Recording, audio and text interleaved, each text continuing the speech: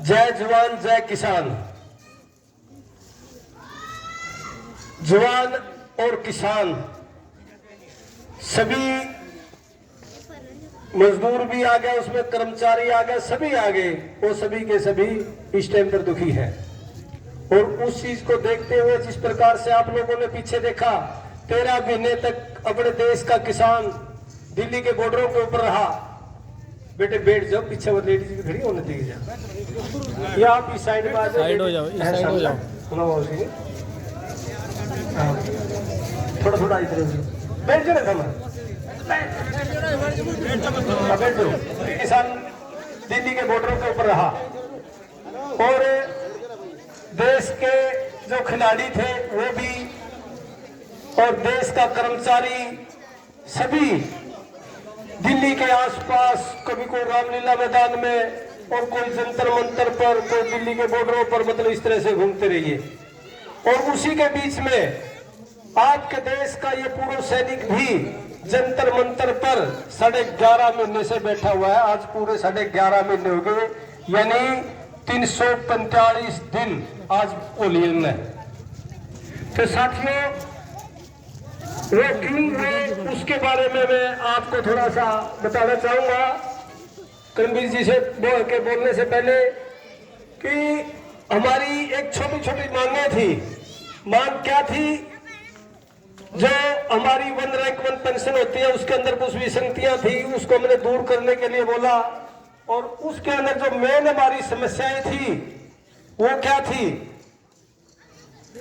वो उनके लिए थी जो देश के बॉर्डर के ऊपर देश सीना ताड़ के खड़े होते हैं सैनिक, और वो अपनी छाती के ऊपर गोली खा के और तिरंगे में लिपट कर जब हमारे पास में आते हैं, शहादत देकर आते हैं, और हम उसके पीछे घूमते हैं, हमारा शासन भी, प्रशासन भी और हम सभी भी।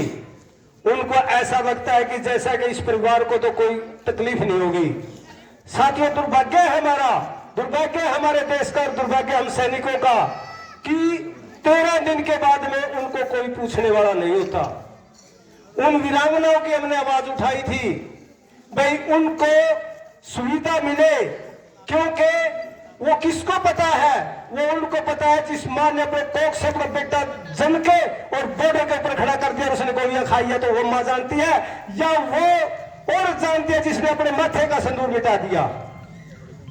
तो उनकी आवाज हमने वहां पर उठाई थी, और आवाज उनकी उठाई थी जैसे हम पेंशन आए हुए हैं, हमारी विधवा, हमारे जब हम मृत्यु हो जाती है तो हमारी विधवा होती है उनकी पेंशनों के लिए। क्यों? क्योंकि एक जो सैनिक की विधवा है उसके ऊपर जब पड़ता है, जब उसका आदमी चला जाता है कि उससे पहले तो कमाने वाला है, तो वहां पर उसके जाने के बाद में चाहिए उसको सुविधाएं देनी, लेकिन क्या करते हैं? उनकी पेंशन में कटौती कर देते हैं। तो बताओ वो कहां जाएगी? पहले तो उसने रेडेपा काटा, वो 28 साल तक, 24 साल तक वहां पर उसने वो की, और फिर अपने घर पर आ गया तो उसके बच्चे, और वो कहां से वो पालेगी, कहां पर वो करेगी, वो विधवा लगाई। तो उनकी आवाज हमने बुलंद की थी, हमारा कसूर ये है। और हमने आवाज हमारी भी थी, साथ में कुछ विसंगतियां थी। हमने ये कहा था भाई, और लेकिन हमारे देश के प्रधानमंत्री क्या कहते हैं? भाई हमने 60,000 करोड़ रुपया सैनिकों को दे दिया, 70,000 करोड़ दे दिया, लास्ट में तो 90,000 करोड़ कहने लगे थे। हमने ये कहा था, ये मांग की थी, या तो श्वेत पत्र जारी कर दो आप, हमारे को ये मालूम चले ये पैसा गया कहां, अगर हमारे खातों में नहीं आया तो। दूसरा, हमने ये कहा था 3 जजों की आप कमेटी बिठा दो, वो जो भी फैसला करेगी हमारे को मंजूर है। तो ये मांग थी हमारी। इसके पीछे हमने तहसीलदार, एसडीएम, डीसी, अपने लोकसभा सांसद, राज्यसभा सांसद, सभी को अपने मांग पत्र सौंपे, लेकिन कोई सुनवाई नहीं हुई।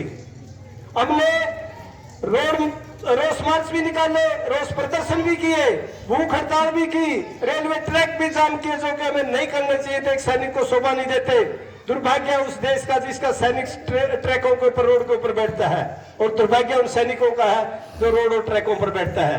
इन सभी चीजों को देखते हुए हमने बिल्कुल वहां पर अभी हमारे 11 महीने जब हो गए, 10 महीने, 10.5 महीने हो गए, तो उस टाइम पर सभी ने एक कमेटी बिठाई और उसके अंदर निर्णय लिया, भाई हम कोई गलत काम तो कर नहीं सकते, हम सैनिक हैं, हम अनुशासन में रहकर अपना संघर्ष करेंगे। हम अगर कहीं पर हम कोई गाड़ी फूकने लगे, रेल फूकने लगे या कहीं पर गलत काम करने लगे तो हमारा अनुशासन एक सैनिक को ये शोभा नहीं देता। हम ऐसी सभी चीजों से दूर रहकर अपना इनके साथ में टक्कर लेंगे। टक्कर कैसे लेंगे कि राजनीति के अंदर हस्तक्षेप करेंगे। और उस हस्तक्षेप के लिए हमने सभी ने वहां से एक आश्वासन लिया कि सभी जाकर अपने अपने राज्यों के अंदर इनके खिलाफ कैंडिडेट उतारो। तो उस आवेज में अपने कैथल के अंदर भी जब हमने अपनी मीटिंग की आकर साथियों के साथ में, कम से कम वहां पर 250 पौने 300 साथी थे, उन्होंने सभी ने एक आवाज के साथ में कहा कि अगर वहां पर ये आह्वान है और हम कोई किसी तरह का इनके साथ में टक्कर नहीं सकते तो हम अपना राजनीतिक में साथी को उतारेंगे। साथियों, वहां पर मीटिंग हुई, बिल्कुल छानबीन हुई पूरे कैथल डिस्ट्रिक्ट के अंदर से, भाई कौन साथी इसके अंदर आगे निकल सकता है, कौन आ सकता है। तो 4-5 साथी आगे आए। 4-5 साथियों के आगे आने के बाद में तो लास्ट में नाम आया भाई करमवीर जी का। क्यों आया? इससे पहले हम इनके पास में गए तो इन्होंने मतलब कोई सहमति नहीं दी इसके अंदर। क्यों नहीं दी? क्योंकि उससे पहले भी 1 दिसंबर को कैथल के अंदर देश का जय हिंद मंच, जिसने सुरेश जी ने श्रीनगर के लाल चौक के ऊपर जाकर सबसे पहले तिरंगा लहराया था, वो आपके कैथल के अंदर थे। और उनके साथ में वो देशभक्तों का टोला था जिन्होंने 26/11 के हमले में 8 गोली खाकर और 7 निकल गई और 8वीं गोली को जो साथ में लेकर घूम रहा है, जिसको हम जिंदा शहीद भी कह सकते हैं। वो साथी आज उस टाइम पर हमारे बीच में थे 1 दिसंबर को। उन सभी ने इस भाई से प्रेरित होकर, क्योंकि ये इनका जो गाने बजाने का हिसाब किताब है, देशभक्ति की जो रागनियां गाते हैं, उनको सुनकर वो बहुत प्रेरित थे। उन्होंने इनको कहा कि आप भी क्यों न मतलब राजनीति के अंदर आए। तो साथियों, राजनीति के अंदर आना इतना आसान बात नहीं है। आप सभी को मालूम है कि बड़े बड़े धन्ना सेठ बैठे हुए हैं, अपना जैसे कोई गुदड़ी नहीं है। तो इन्होंने भी उस टाइम अपनी बात को ठंडे बस्ते में कर दिया। उस चीज का पता हमारे को भी था क्योंकि हम उस मीटिंग में थे। तो साथियों, उसके बाद में जब वहां पर शहीद स्मारक के ऊपर मीटिंग ली गई, जब इनका नाम आगे आया तो इनको बुलाया गया और इनको बताया गया। इनका नाम क्यों आया मैं वो भी आपको बता देता हूं। सबसे पहले सबसे बड़ी बात यह थी कि करमवीर जी, आप सभी को मालूम है, एक गायक कलाकार है। और गायक कलाकार भी वो है, कोई ऐसी वैसी ऊड़ फूड़ चीजें नहीं गाते, मतलब एक देशभक्ति की और इनके अंदर अपना विश्वास रखते हैं, वो गीत गाते हैं। तो इस वजह से इनकी पहचान अपने हरियाणा नहीं, राजस्थान, MP, उत्तर प्रदेश और उत्तराखंड, यानी जितने अपने हिंदी भाषी प्रदेश है सभी के अंदर है। और उसके साथ साथ में अपने जो विदेशों में बच्चे बैठे हुए हैं उनके साथ में भी जुड़े हुए हैं। इनकी ये थी फेस वैल्यू। दूसरी चीज इनकी निकल कर आती है, ये एक जिला परिषद के प्रतिनिधि भी है, जिसके अंदर 15 गांव आते हैं, वहां से भी ये जीत कर आए। उसके बाद में इनका एक समाज सेवा से भी जुड़ाव है। समाज सेवा से क्या जुड़ाव है? ये स्पोर्ट्स कोटे से फौज के अंदर भर्ती हुए थे और वहां से आने के बाद में इन्होंने स्पोर्ट्स के अंदर बच्चों को आगे किया, जो कि अपने जिला कैथल से ही वो बच्चे हैं जो कि नेशनल इंटरनेशनल लेवल के ऊपर गोल्ड मेडल लेकर आए हैं। और साथियों, वो नहीं एकेडमी वगैरह बनाकर नहीं किया, उन बच्चों को, गरीब परिवारों के बच्चों को अपने साथ में बुलाकर उनके घरों से ले लेकर आकर उनको खिलाया और उनको गोल्ड मेडल तक दिलाए हैं। ये मतलब उनकी समाज सेवा है। क्यों? अपने लिए तो हम सब करते हैं। तो इसके साथ साथ इन्होंने हमारे साथ में भी समाज सेवा का काम किया। जिस प्रकार से आपके गांव के अंदर ही है, शहीद सिपाही राजेश कुमार है, जिसका स्कूल के ऊपर नाम लिखा हुआ है, वो भी पूरी कार्रवाई अपने इस पूर्व सैनिक वेलफेयर एसोसिएशन की है। पहले उसका नाम करवाया, फिर उसका स्कूल के ऊपर MIS पोर्टल पर चढ़वाया। तो बाद में इनके स्टैचू लगवाने की बातें आई, तो साथियों उस टाइम पर हमारी एसोसिएशन के पास में कोई पैसा नहीं था इतना, क्योंकि हम तो पेंशन के ऊपर निर्भर रहते हैं और पेंशन के ऊपर निर्भर रहने के बाद में इतना पैसा हमारे पास में नहीं होता। तो उस टाइम के ऊपर भाई प्रतिनिधि थे उसके जिला परिषद के, हमने इनको पकड़ा, वहाँ भाई साहब ऐसे ऐसे बात है और हमारे को स्टैचू बनवाने हैं। तो ये नहीं उस चीज से इनकार कर सके। क्यों नहीं कर सके? ये उनके अंदर से नहीं थे जो लोग बोलते हैं कि फौजी और मुर्गा तो कटने के लिए होता है, लोग ये बात भी बोलते हैं फौजियों को। ये उनके अंदर से नहीं थे, ये वो थे जिनके हाथों में लोग, जिनके हाथों में जवान शहीद हुए हैं। तो इनको मालूम था इस चीज के बारे में। तो इस चीज के बारे में होते हुए एक ही जुबान से कहा, बोला ये काम मेरा है, आप लोग चिंता मत करो।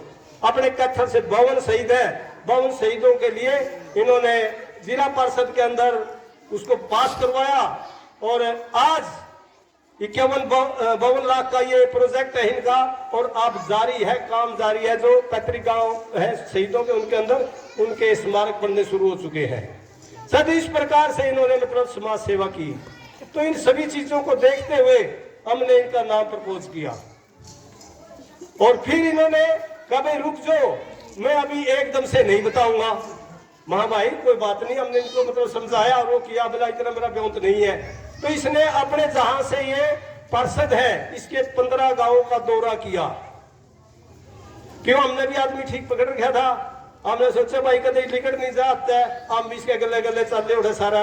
उन सब ने बहुत बढ़िया रिस्पॉन्स दिया। वो क्यों दिया? क्योंकि एक तो उनका पार्षद तो है इनकी धर्मपत्नी है सोनिया जी। दूसरा भाई उनने MP मिलने लग गया, मैं क्यों नाटेंगे। उनने कहा भाई चुच्ची बच्चा हमारा थारा गला तैयार है। तो वो सारी उनसे लेकर और फिर इन्होंने अपने जो साथी थे इसके साथ के गायक कलाकार और जो इसके साथ में चलते हैं उनकी मीटिंग ली। उन्होंने भी बिल्कुल बड़े खुशी से ये किया। तो फिर हमारे अंदर भी एक चीज रह गई थी, हमने कुरुक्षेत्र वाले जो एसोसिएशन है, जो सैनिक है, पूर्व सैनिक कुरुक्षेत्र के, उनके साथ में मीटिंग की। तब जाके हमने इसको फाइनल कर दिया। और फाइनल भी कब किया? 12 तारीख को खुराना के अंदर हवन करके इनको प्रतिनिधि चुन दिया सैनिकों का। जय जवान जय किसान का। तो ये इस प्रकार से साथियों इसको हम लेकर आए हैं। इसके अंदर वही सारी चीज है, जवान भी है, सेना के अंदर सर्विस की है, बॉर्डर पर रक्षा करके आया है, किसान भी है, किसान का बेटा है, मजदूर भी है। क्यों है मजदूर? 1.25 किले का जमींदार है, उसको हम बड़ा जमींदार नहीं बोल सकते, मजदूर के बराबर है।